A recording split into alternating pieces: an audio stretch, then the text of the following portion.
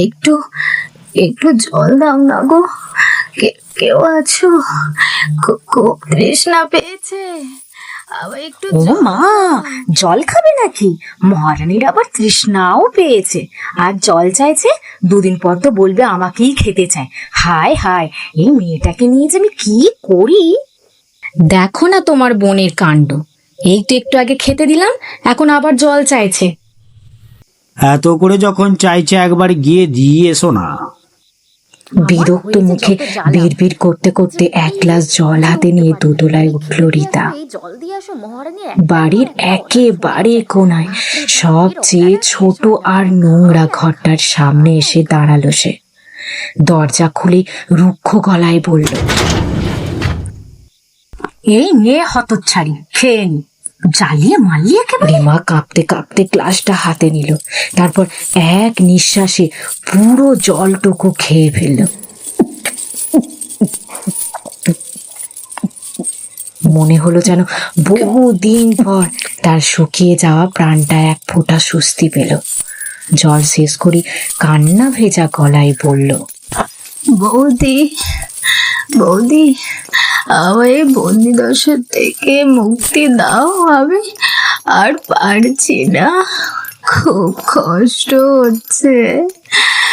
বৌদি, আমায় মুক্ত করো, বৌদি, আমায় মুক্ত করে দাও। কথা শেষ হওয়ার আগে তার দু চোখ বেয়ে অঝরে জল গড়িয়ে পড়তে লাগলো, কিন্তু রীতার মনে সেই কান্নার কোনো ছাপই পড়ল না। যেন তার হৃদয়টা পাথর হয়ে গেছে। একবারও কোনো উত্তর না দিয়ে সে রিমার দিকে তাকালো, তারপর গটগট করে ঘর থেকে বেরিয়ে গেল।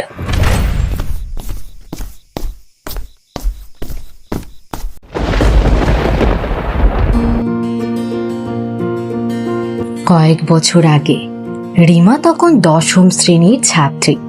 পড়াশোনায় যেমন মেধাবী, স্বভাবেও তেমনই শান্ত, ভদ্র আর নম্র।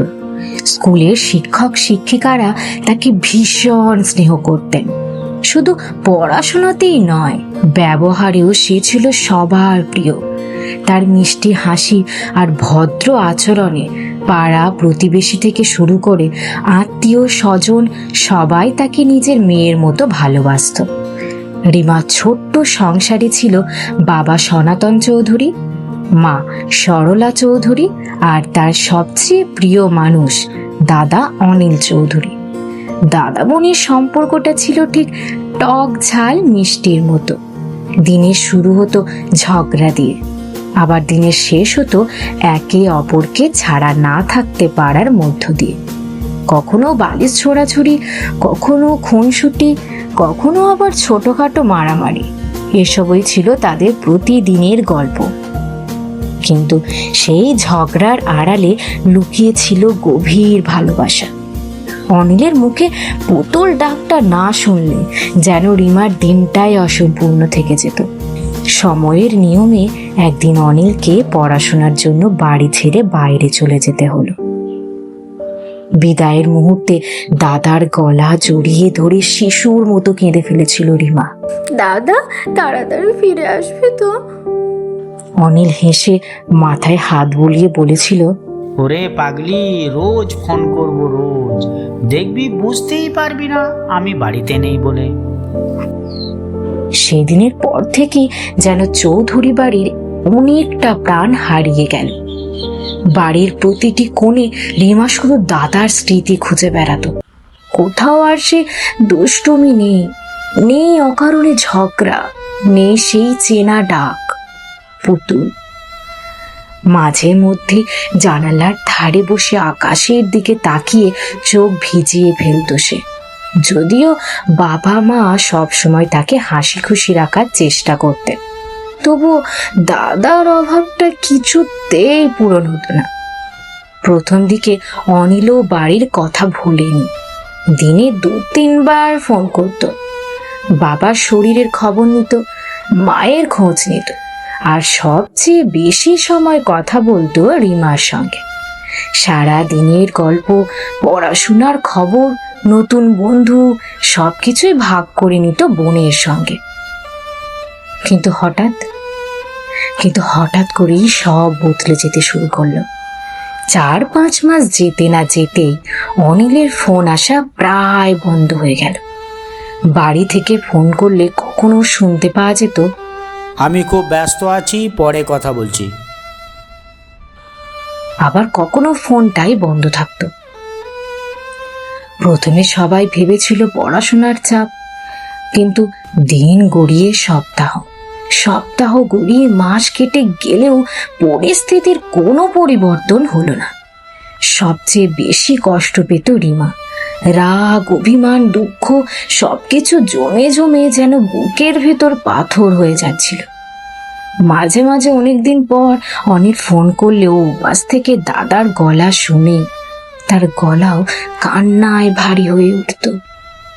ইচ্ছে করতো অনেক অভিযোগ করতে, বলতে, তুমি আমাদের ভুলে গেছো। কিন্তু মুখে সে কিছুই বলতো না, কারণ যে কয়েকটা মুহূর্ত দাদার সঙ্গে কথা বলার সুযোগ পেত সেগুলো অভিযোগ করে নষ্ট করতে চাইতো না সে। এভাবেই কেটে গেল আরো কয়েকটা সময়। এরই মধ্যে রিমা উচ্চ মাধ্যমিক পরীক্ষা দিল। ফল প্রকাশের দিন গোটা বাড়িতে যেন উৎসবের আবহ। রিমা শুধু পাশই করেনি, স্কুলে প্রথম হয়েছে। খুশিতে চোখে জল এসেছিল সনাতন বাবু আর সরলা দেবী।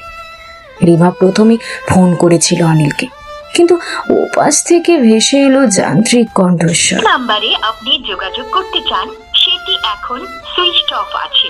অনুগ্রহ করে কিছু বারবার চেষ্টা করেও একই উত্তর। সেদিন আর নিজেকে সামলাতে পারেনি রিমা। মাকে জড়িয়ে ধরে হাউ হাউ করে কেঁদে উঠেছিল। তার একটাই প্রশ্ন ছিল, আমার দাদা কি সত্যি আমাকে ভুলে গেল? সরলা দেবী মেয়ের মাথায় হাত রেখে শুধু বলেছিলেন, সব ঠিক হয়ে যাবে মা, সব ঠিক হয়ে যাবে। কিন্তু সত্যিই কি সব ঠিক হওয়ার ছিল? কয়েক মাস পর খবর এলো অনিল বাড়ি ফিরছে। খবরটা শোনা মাত্র রিমার সব অভিমান যেন মুহূর্তে কোথায় মিলিয়ে গেল। সকাল থেকে সে নিজের হাতে দাদার পছন্দের সব রান্না করতে শুরু করলো। বারবার ঘড়ির দিকে তাকাচ্ছিল, কখন দরজার বেল বাজবে, কখন সে ছুটে গিয়ে দাদাকে জড়িয়ে ধরবে। দরজার বেলের শব্দ শুনে আর এক মুহূর্ত দেরি করল না সে। প্রায় দৌড়ে গিয়ে দরজা খুলতেই সামনে দাঁড়িয়ে থাকা মানুষটাকে জড়িয়ে ধরে কাঁদতে কাঁদতে বলে উঠল, দাদা, তোমায় খুব মিস করেছি, আর কোথাও যেতে দেবো না তোমায়। কিছুক্ষণ পর ধীরে ধীরে নিজেকে সামলে অনিলের দিকে তাকালো রিমা। এক মুহূর্তের জন্য সে যেন চিনতেই পারল না আগে সেই সরল চেহারাটা আর নেই। চুলে আধুনিক স্টাইল, মুখ ভর্তি ঘন দাড়ি, পোশাক আশাকেও এসেছে অনেক পরিবর্তন। শুধু চেহারাই নয়, চোখ দুটো যেন বদলে গেছে। আগের সেই উষ্ণতা, সেই প্রাণ খোলা হাসি কোথাও যেন হারিয়ে গেছে। তবু নিজের মনকে বুঝিয়ে নিল রিমা। সময় মানুষকে বদলে দেয়, হয়তো দাদাও বদলে গেছে, কিন্তু সবচেয়ে বেশি কষ্ট পেল সে তখন, যখন এতদিন পর বাড়ি ফিরে অনিলের মুখে কোনো উচ্ছ্বাসই দেখা গেল না। না বোনকে জড়িয়ে ধরা, না কোনো হাসি, না সেই চেনা ঢাক পুতুল। মনে হচ্ছিল যেন সে বাড়িতে নয়, কোনো অপরিচিত মানুষের বাড়িতে এসেছে। তবুও নিজের মনকে শক্ত করে রান্নাঘরে গিয়ে খাবার পরিবেশন করলো রিমা। ভালোবাসা দিয়ে তৈরি করা প্রতিটি পদ নিজের হাতে তুলে দিল দাদার সামনে। অনিল এক চামচ মুখে দিয়ে ভ্রু কুঁচকে বলল, রান্নাটা কে করেছে মা? একদম ভালো হয়নি। কথাটা যেন ধারালো ছুরির মতো এসে বিঁধল রিমার বুকের ভেতর। এক মুহূর্তে ভেঙে চুরমার হয়ে গেল তার সমস্ত আনন্দ, সমস্ত অপেক্ষা। চোখের কোণে জল চলে এলো, কিন্তু কারো সামনে কান্না লুকিয়ে নিঃশব্দে সেখান থেকে নিজের ঘরের দিকে চলে গেল সে।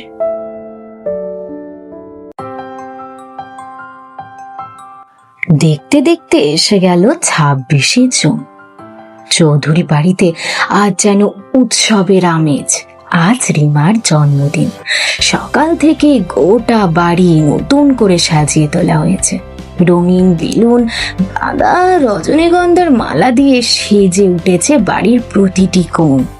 সন্ধ্যায় আত্মীয় স্বজন ও পাড়া প্রতিবেশীদের নিয়ে একটি ছোট্ট অনুষ্ঠানের আয়োজন করেছেন সনাতন চৌধুরী।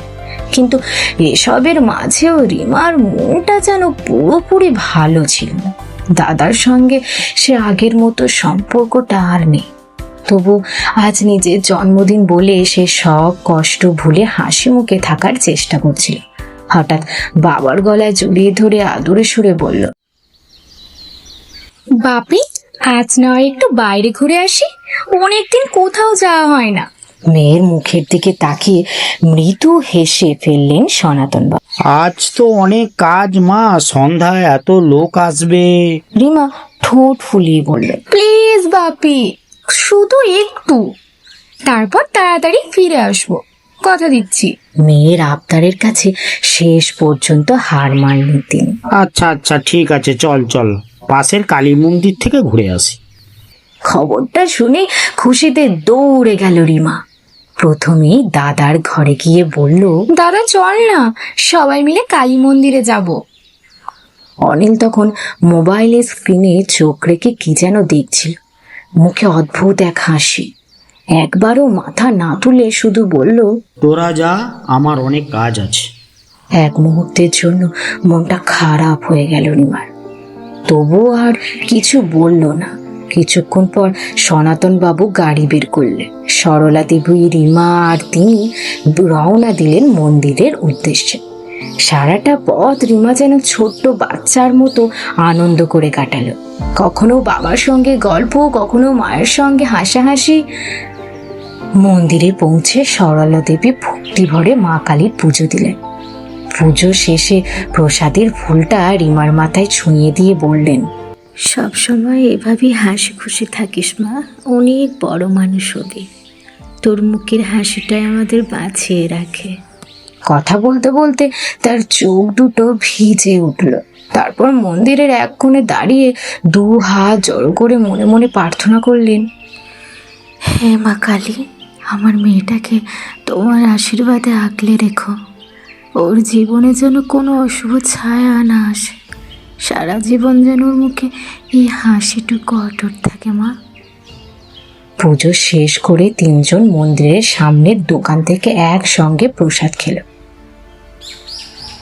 সনাতন বাবু মজা করে বললেন, আজ জন্মদিন বলে কিন্তু বাড়িতে গিয়ে বড় সড়ো কেক কাটতে হবে, বুঝলি? রিমা হেসে বাবার হাতটা শক্ত করে ধরল। বিকেলের দিকে তারা বাড়ির উদ্দেশ্যে রওনা দিল। গাড়ির ভেতর তখনও হাসি আনন্দে ভরে রয়েছে পরিবেশ। হঠাৎ একটা তীব্র শব্দ। সনাতন বাবুর মুখের হাসি মুহূর্তে মিলিয়ে গেল। ব্রেক কাজ করছে না। গাড়ির গতি ক্রমশ বাড়তেই লাগলো। সরলা দেবী আতঙ্কে চিৎকার করে উঠে, মা কালী! রিমা ভয়ে বাবার দিকে তাকিয়ে কাঁপতে কাঁপতে বলল, প্রাণপণ চেষ্টা করেও গাড়ির নিয়ন্ত্রণে ফিরিয়ে আনতে পারলেন না। প্রচন্ড শব্দে গাড়িটা রাস্তার ধারের বিশাল একটা গাছে সজোরে ধাক্কা মারল।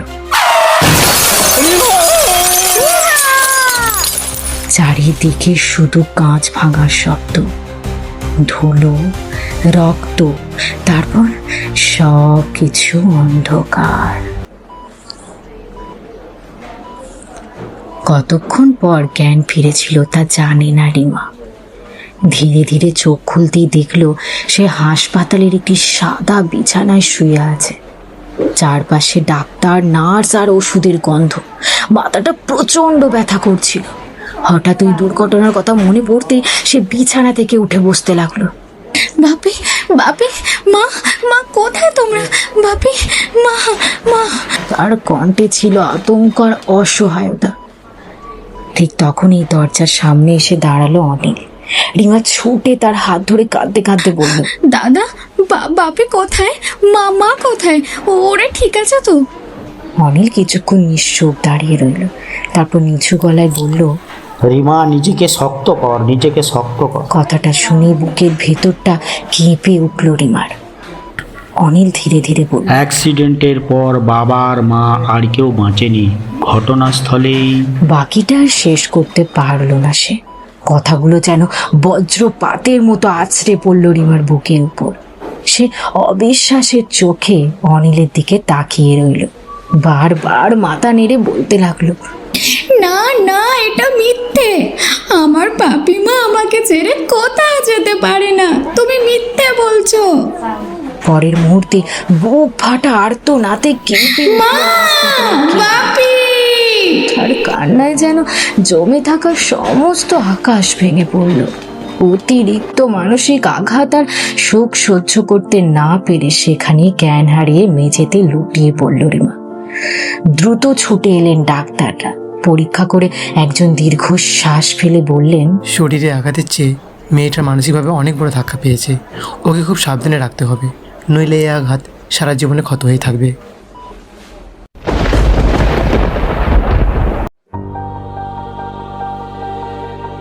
দেখতে দেখতে 4 মাস কেটে গেছে। শরীরের ক্ষতগুলো ধীরে ধীরে সেরে উঠেছে।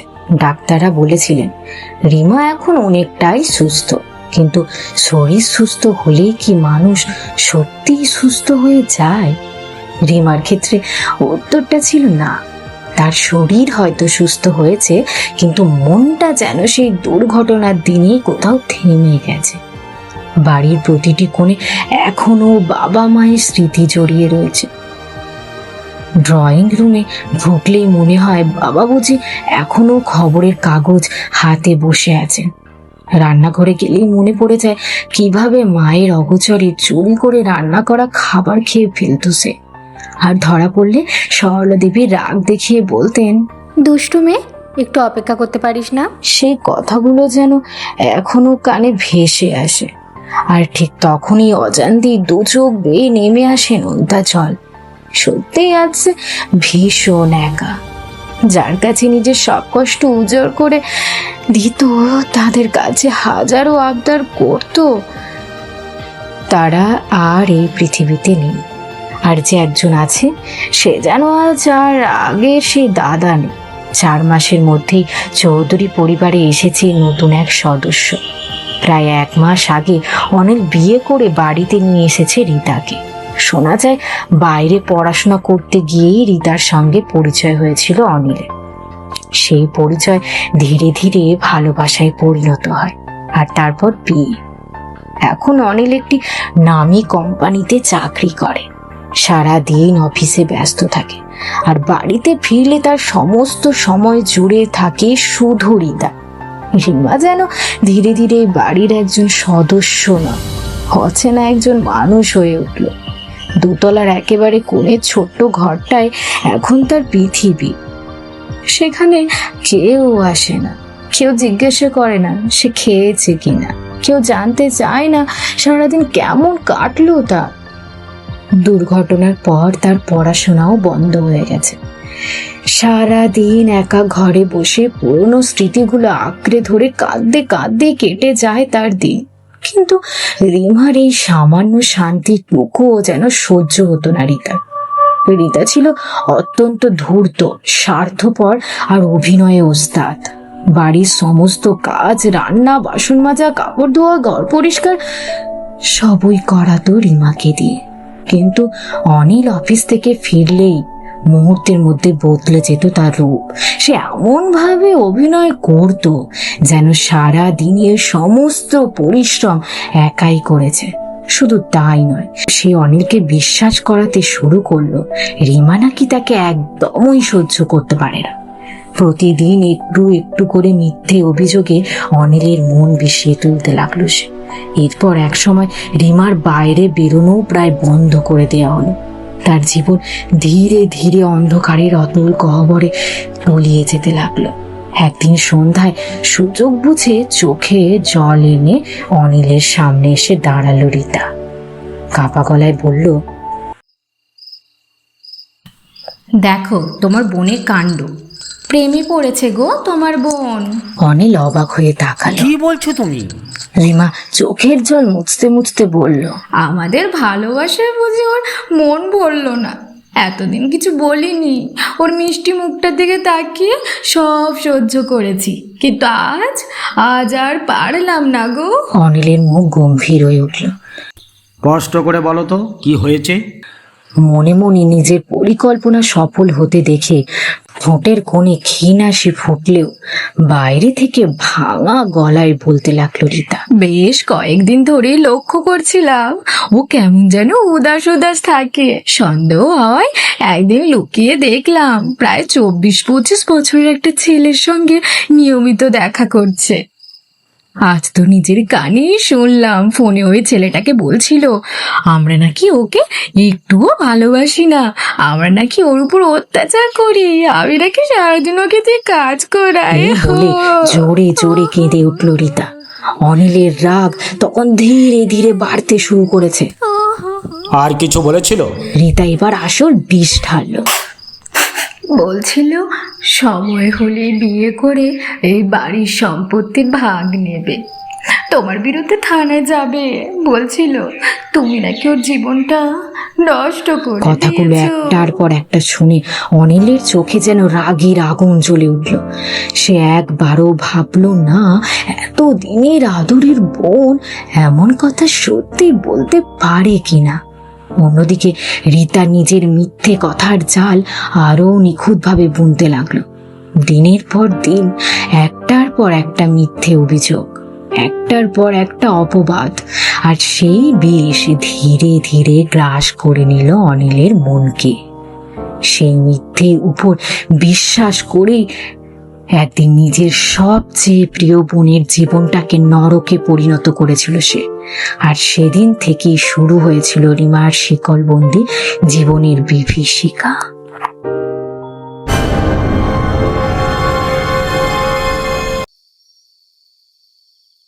রিমার ঘর থেকে গটগট করে বেরিয়ে এসে বিছানায় এসে বসে পড়ল রিতা। মুখে বিরক্তিকর ছাপ স্পষ্ট। কতদিন ধরে তোমায় একটা কথাই বলছি, তোমার বোনের একটা ব্যবস্থা করো। এভাবে আর কতদিন? এবার ওর বিয়েটা দিয়ে দাও। অনিল দীর্ঘশ্বাস ফেলে বলল, বিয়ে?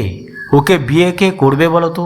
2 বছর ধরে যেভাবে আছে ওকে দেখলেই তো সবাই ভয় পাবে। তবুও চেষ্টা তো করতে হবে। সারা জীবন কি ওকে এভাবেই রাখতে চাও? অনিল কোনো উত্তর দিল না, চুপচাপ মাথা নিচু করে বসে রইল। এরপর দুজনে রিমাকে নিয়ে নানা আলোচনা করতে লাগলো। কেউ একবারও ভাবলো না যে মেয়েটাকে নিয়ে এত আলোচনা হচ্ছে সে পাশের ঘরে জীবন্ত মৃত্যুর যন্ত্রণা ভোগ করছে। অন্যদিকে দোতলার একেবারে কোণে সে ছোট্ট স্যাঁতস্যাঁতে নোংরা ঘরের শিকলবন্দি অবস্থায় পড়ে রয়েছেন। 2 বছর ধরে এই ঘরটাই তার পৃথিবী। ভাঙা জানালার ফাঁক দিয়ে আকাশের ছোট্ট একটা টুকরো ছাড়া বাইরের পৃথিবীকে সে আর দেখতে পায় না। তবুও সে হাল ছাড়েনি। আজও তার দৃঢ় বিশ্বাস একদিন না একদিন এই বন্দিদশা শেষ হবে। প্রতিদিন রাতের শেষে যেমন ভোর আসে তেমনই একদিন তার জীবনেও আলো ফিরবে। এই আশাতেই কেটে গেছে তার 2 বছর। সেদিনও অন্য দিনের মতো অন্ধকারে একা বসেছিল রিমা। চোখ বন্ধ করতে ভেসে উঠল বাবার হাসি মুখ, মায়ের স্নেহ ভরা ডাক, আর সেই পুরনো দাদার মুখ যে একদিন তাকে পুতুল বলে বুকে জড়িয়ে ধরত। অজান্তে চোখ বেয়ে নেমে এলো অশ্রুধারা। ঠিক সেই সময় বাইরে হঠাৎ কুকুরের চিৎকার শোনা গেল।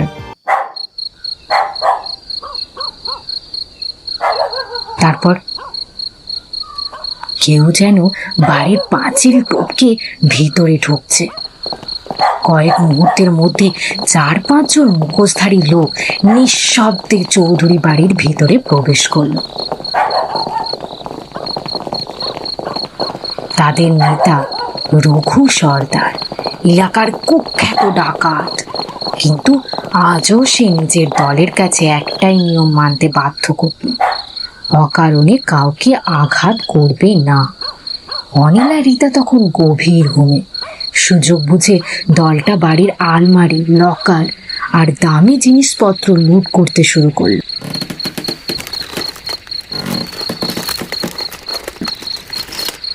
মাত্র কয়েক মিনিটের মধ্যে প্রায় সব মূল্যবান জিনিস তারা নিয়ে নিল। রঘু সর্দার নিচু গলায় বলল, চল এইবার বেরিয়ে পড়ি। সবাই বেরিয়ে যাওয়ার জন্য এগোতেই হঠাৎ উপরে কোথাও থেকে ভেসে এলো একটি দুর্বল কাঁপা কণ্ঠস্বর। দাদা, বাবা, একটু জল, খুব তৃষ্ণা পেয়েছে, মা গো। সবাই থমকে দাঁড়িয়ে গেল। আবার সেই কণ্ঠস্বর। রঘু সর্দারের ভ্রু কুঁচকে গেল। সেই ইশারা করতে দুজন লোক দোতলার দিকে এগিয়ে গেল। রঘু নিজেও তাদের পিছু নিল। শব্দ অনুসরণ করতে করতে তারা পৌঁছে গেল দোতলার একেবারে কোণের একটি ছোট্ট দরজার সামনে। দরজাটা বাইরে থেকে তালা বন্ধ। রঘু সর্দারের সন্দেহ আরো বেড়ে গেল। একটা লোহার রড দিয়ে জোরে আঘাত করতে তালাটা ভেঙে মেঝেতে পড়ে গেল।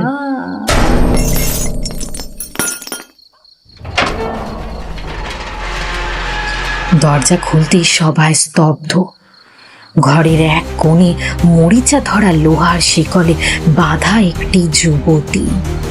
শরীর জুড়ে অসংখ্য ক্ষত, মুখ শুকিয়ে একেবারে ফ্যাকাশে, এলোমেলো চুল, পরনে ছেঁড়া মলিন কাপড়, আর দু চোখে জমে থাকা অসীম যন্ত্রণা।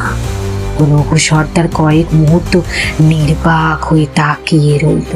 তার জীবনে বহু অন্যায় করেছে, বহু বাড়িতে ডাকাতি করেছে, কিন্তু এমন নিষ্ঠুর দৃশ্য সে কোনো দিন দেখেনি। ধীরে ধীরে রিমার সামনে হাঁটু গেড়ে বসে নরম গলায় বলল, কে করেছে মা তোর এই অবস্থা? রিমা কথা বলতে পারল না, শুধু ঠোঁট নাড়ল। তার চোখের কোণ বেয়ে গড়িয়ে পড়ল 2 ফোঁটা জল। রঘুর বুকটা হঠাৎ মোচড় দিয়ে উঠল। সে নিজের লোকেদের দিকে তাকিয়ে দৃঢ় গলায় বলল, শিকলটা ভেঙে দাও। একজন ডাকাত অবাক হয়ে বলল, সর্দার, ওকে নিয়ে গেলে বিপদ হতে পারে।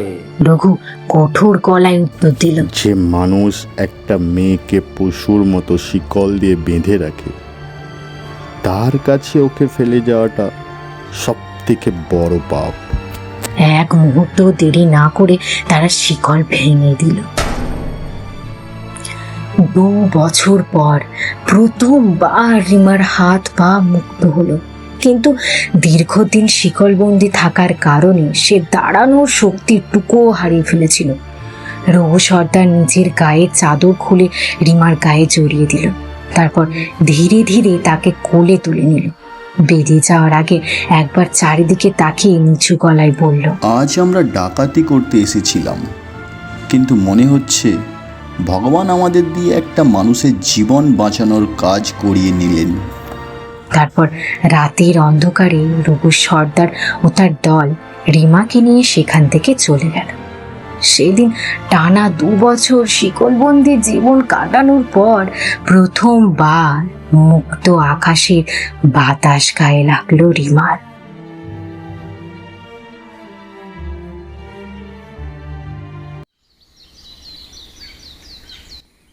ও অনিল বাবু, ও অনিল বাবু, আরে রীতা, অনিল বাবু। পাখির ডাক আর মানুষের চিৎকারে ঘুম ভাঙলো অনিলের। মাথাটা ভারী লাগছিল। বিছানা ছেড়ে বাইরে বেরোতে সে যেন নিজের চোখকেই বিশ্বাস করতে পারল না। ড্রয়িং রুমের আলমারি ভাঙা, মেঝেতে ছড়িয়ে ছিটিয়ে রয়েছে জামা কাপড়, কাগজপত্র আর ভাঙা কাচের টুকরো। লোহার লকারটা খোলা, বাড়ির প্রায় সব মূল্যবান জিনিসপত্র উধাও। রীতা, রীতা, তাড়াতাড়ি বাইরে এসো। অনিলের চিৎকার শুনে দৌড়ে এলো রীতা। চারপাশের অবস্থা দেখে সে মুখে দুহাত চাপা দিয়ে চিৎকার করে উঠল। হাই গো, এ কি সর্বনাশ! দুজনেই দ্রুত গোটা বাড়ি খুঁজতে শুরু করলো। হঠাৎ রিতার মনে পড়ল দোতলার সেই ছোট্ট ঘরটার কথা। সে দৌড়ে সিঁড়ি বেয়ে উপরে উঠে গেল। ঘরের দরজার সামনে গিয়ে দেখলো তালাটা ভাঙা। তার বুক ধড়ফড় করে উঠল। ধীরে ধীরে দরজা ঠেলে ভিতরে ঢুকতে সে স্তব্ধ হয়ে গেল। ঘরের মেঝেতে পড়ে রয়েছে ভাঙা শিকল, কিন্তু রিমা নেই। এক মুহূর্তের জন্য রিতার মুখ ফ্যাকাশে হয়ে গেল, কিন্তু পরের মুহূর্তে তার মাথায় নতুন ষড়যন্ত্র খেলে গেল। সে জোরে জোরে কাঁদতে কাঁদতে নিচে নেমে এলো। কি হলো গো? অনিল, সর্বনাশ হয়ে গেছে! অনিল ছুটে এসে জিজ্ঞেস করলো। কি হয়েছে? রিতা কাঁদো কাঁদো গলায় বলল, তোমার বোন পালিয়ে গেছে। কি? বলেছিলাম না, ওর উপর কোনোদিন ভরসা করো না। দেখলে তো, ডাকাতদের সঙ্গে হাত মিলিয়ে সব লুট করে পালিয়েছে। সব নিয়ে চলে গেছে গো, সব নিয়ে চলে গেছে। কিন্তু আর কি কিন্তু? না হলে ওর ঘরের তালা ভাঙবে কি করে? শিকল খুলবে কিভাবে? ডাক্তাররা নিশ্চয় ওকে নিয়ে পালিয়েছে। সব আগেই ঠিক করা ছিল গো, সব আগেই ঠিক করা ছিল। অনিল হতভম্ব হয়ে দাঁড়িয়ে রইল। রিতা তাকে কথা শেষ করতে দিল না। কথাগুলো শুনে অনিলের মুখটা আরো কঠিন হয়ে উঠল। সে একবারও ভাবলো না যে মেয়েটা 2 বছর ধরে শিকলবন্দি, সে কিভাবে ডাকাতদের সঙ্গে পরিকল্পনা করবে। রিতার সাজানো মিথ্যে গল্পটাই সত্যি বলে বিশ্বাস করে নিল সে। এদিকে চৌধুরী বাড়ি থেকে অনেক দূরে জঙ্গলের ধারে একটি পুরনো বাড়িতে চোখ খুলল রিমা। সে কিছুই বুঝতে পারছিল না। সামনের খাটে শুয়ে আছে সে, হাতে ব্যান্ডেজ, পায়ের ক্ষতগুলো পরিষ্কার করে ওষুধ লাগানো হয়েছে। ঘরের এক কোণে বসেছিলেন রঘু সর্দার। রিমার জ্ঞান ফিরতে তিনি ধীরে ধীরে এগিয়ে এলেন। মমতা ভরা গলায় বললেন, ভয় পাস না মা, সব শেষ হয়ে গেছে, এখন তুই নিরাপদে আছিস। রিমা আতঙ্কিত চোখে চারদিকে তাকালো, তারপর কাঁপা গলায় বলল, আমি কোথায়? রঘু মৃদু হেসে বললেন, যেখানে তোকে আর কেউ শিকল দিয়ে বেঁধে এই রাখতে কথাটা পারবে না। শুনে রিমা চোখ দিয়ে জল গড়িয়ে পড়ল। সে হঠাৎ বিছানা থেকে নেমে রঘুর পায়ে হাত দিয়ে কাঁদতে কাঁদতে বলল, আমায় আবার ওখানে পাঠিয়ে দেবেন না। আমি সব কাজ করবো, শুধু আর শিকল পরাবেন না। রঘুর বুকের ভিতরটা যেন মোচড় দিয়ে উঠল। তিনি তাড়াতাড়ি রিমাকে তুলে বুকে জড়িয়ে ধরে বললেন, না রে মা, তোকে আর কোনোদিন কেউ শিকল পরাতে পারবে না।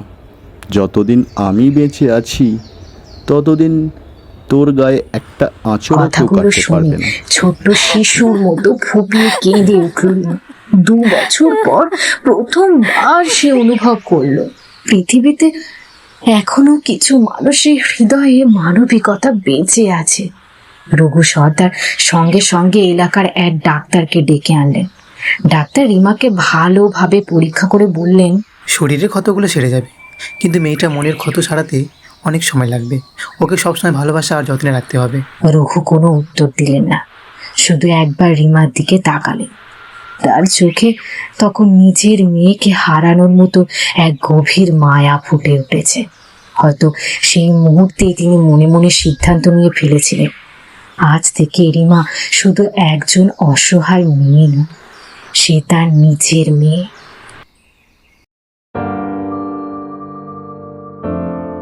দেখতে দেখতে 6 মাস কেটে গেল। রঘু সর্দারের স্নেহ, যত্ন আর ভালোবাসায় ধীরে ধীরে সুস্থ হয়ে উঠতে শুরু করলো রিমা। শরীরের ক্ষতগুলো প্রায় মুছে গেছে, কিন্তু মনের গভীরে লুকিয়ে থাকা যন্ত্রণাগুলো এখনো মাঝে মধ্যে তাকে কাঁদিয়ে তোলে। প্রথম প্রথম মাঝরাতে ঘুম ভেঙে চিৎকার করে উঠত সে। না না, আমি শিকল পরিও না, আমি সব কাজ করব, শুধু আমায় বন্দি করো না। রঘু সর্দার ছুটে এসে তার মাথায় হাত বুলিয়ে দিতে। ভয় পাস না মা, সব শেষ হয়ে গেছে, এখন তুই নিরাপদে আছিস। ধীরে ধীরে রিমাও বুঝতে শিখল পৃথিবীর সব মানুষ এক রকম নয়। যে মানুষটাকে সমাজ ডাকাত বলে ঘৃণা করে, সেই মানুষটাই তাকে নতুন করে বাঁচতে শিখিয়েছে। অন্যদিকে সময় যেন অনিলের জীবন থেকেও সুখ কেড়ে নিতে শুরু করেছে। কোম্পানিতে আর্থিক দুর্নীতির অভিযোগে অনেক কর্মচারীর সঙ্গে অনিলেরও চাকরি চলে গেল। যদিও সে সরাসরি দোষী ছিল না, তবু চাকরিটা রইল না।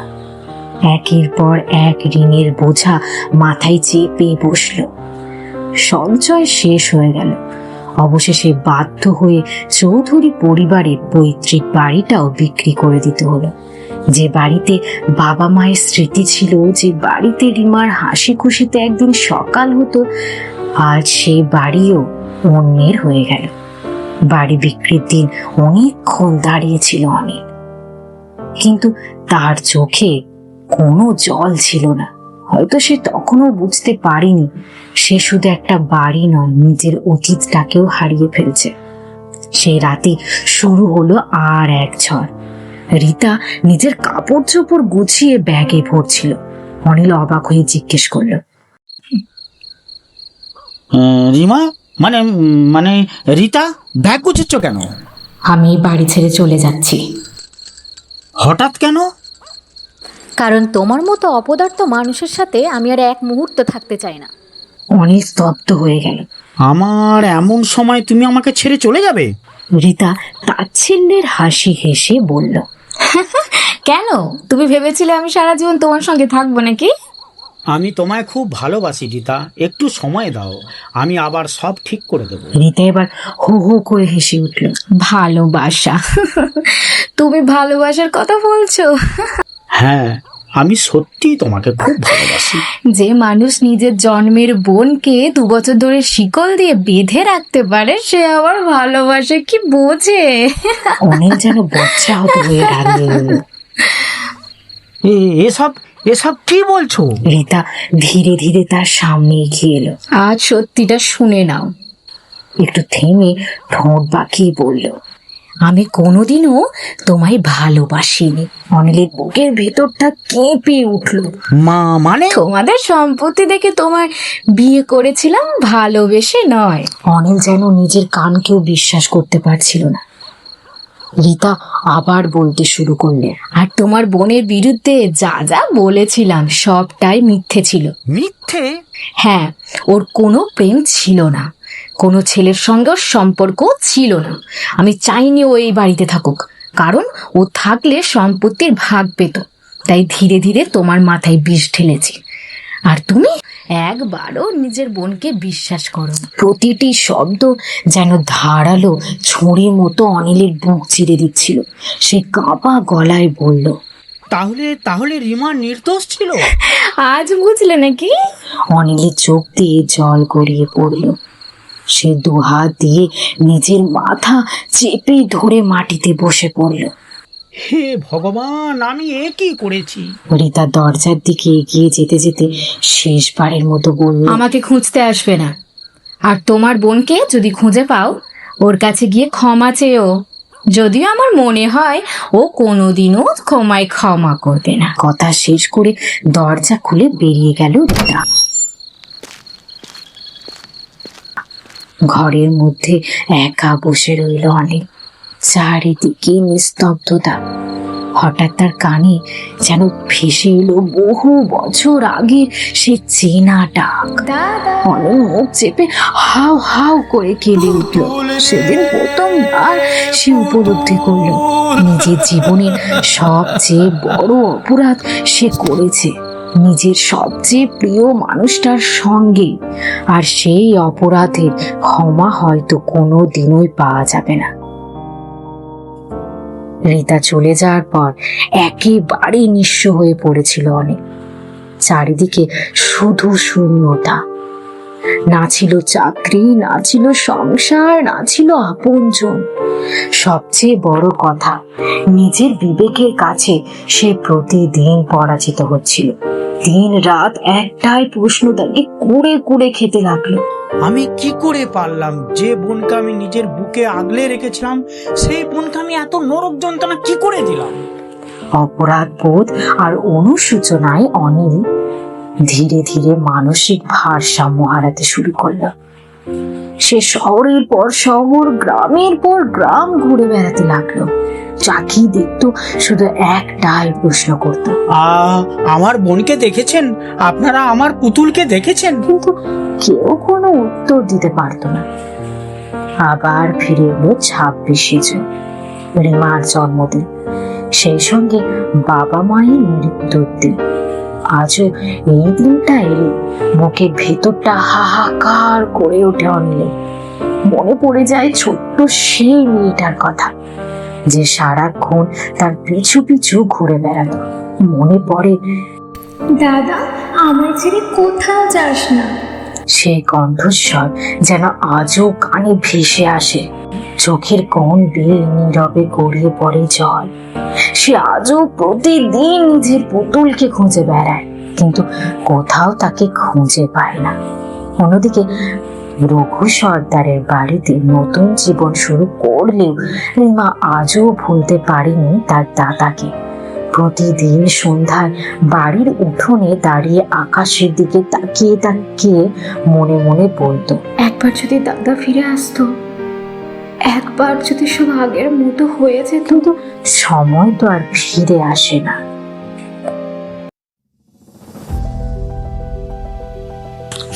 এভাবেই কেটে গেল আরো কিছুদিন। একদিন দুপুরবেলা হঠাৎ বাইরে প্রচন্ড চিৎকার শুরু হলো।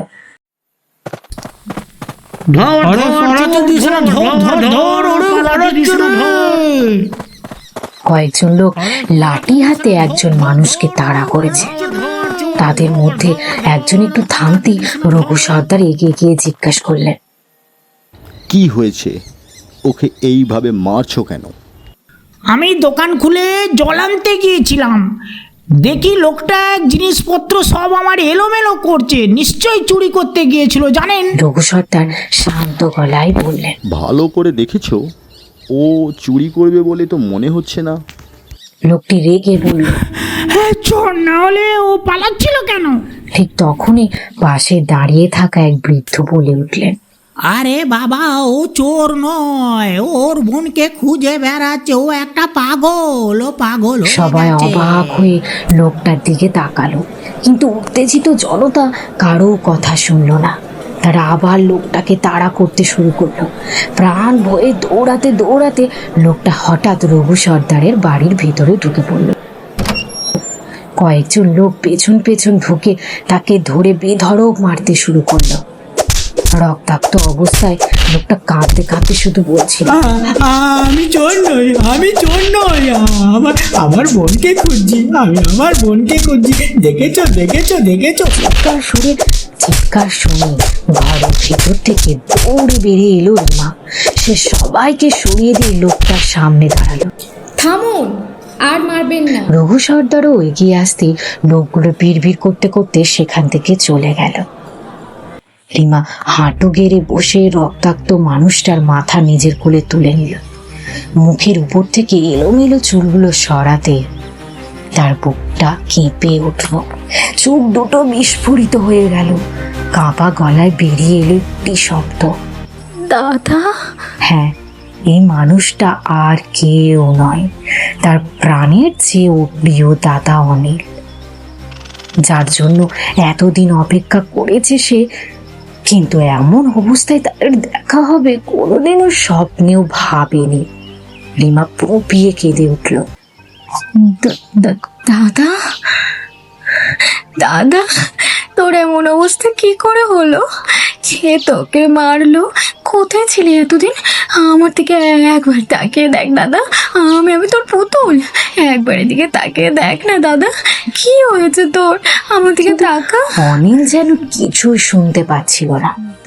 সে শূন্য চোখে আকাশের দিকে তাকিয়ে বিড়বিড় করতে লাগলো, তোর এমন অবস্থা মুহূর্তের মধ্যে রিমা বুঝে গেল তার দাদা আর স্বাভাবিক নেই। অপরাধ বোধ আর অনুশোচনা তাকে ভেতর থেকে শেষ করে দিয়েছে। রিমা দাদাকে শক্ত করে জড়িয়ে ধরে হাও হাও করে কেঁদে উঠল।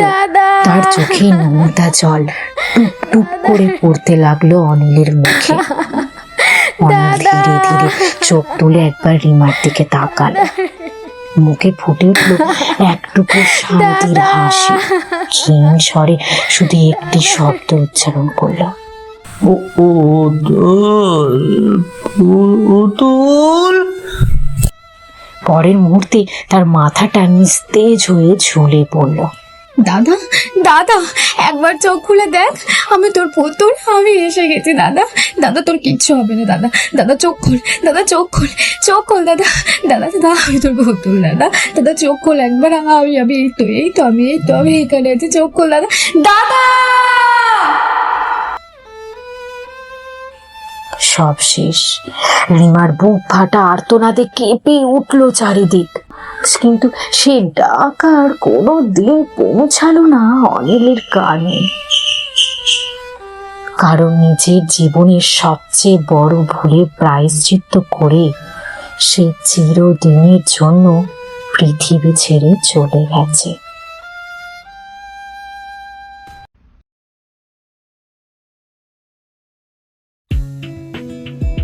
নমস্কার, আপনারা শুনছিলেন অনুরাধা জানার কলমে শিকলবন্দি।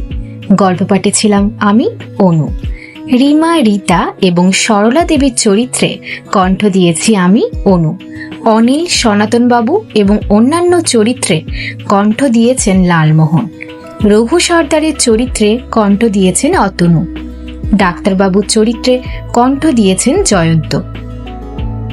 গল্পটি যদি আপনাদের ভালো লেগে থাকে তাহলে ভিডিওটি অবশ্যই একটি লাইক করবেন, কমেন্টে জানাবেন আপনাদের মূল্যবান মতামত। আর এমন আরও হৃদয়স্পর্শী বাংলা গল্প শুনতে বং টেলস চ্যানেলটি সাবস্ক্রাইব করে পাশে থাকা বেল আইকনে ক্লিক করতে ভুলবেন না। আজ তাহলে এখানেই বিদায় নিচ্ছি। আবারও দেখা হবে নতুন একটি গল্প নিয়ে। সবাই ভালো থাকবেন, সুস্থ থাকবেন। নমস্কার।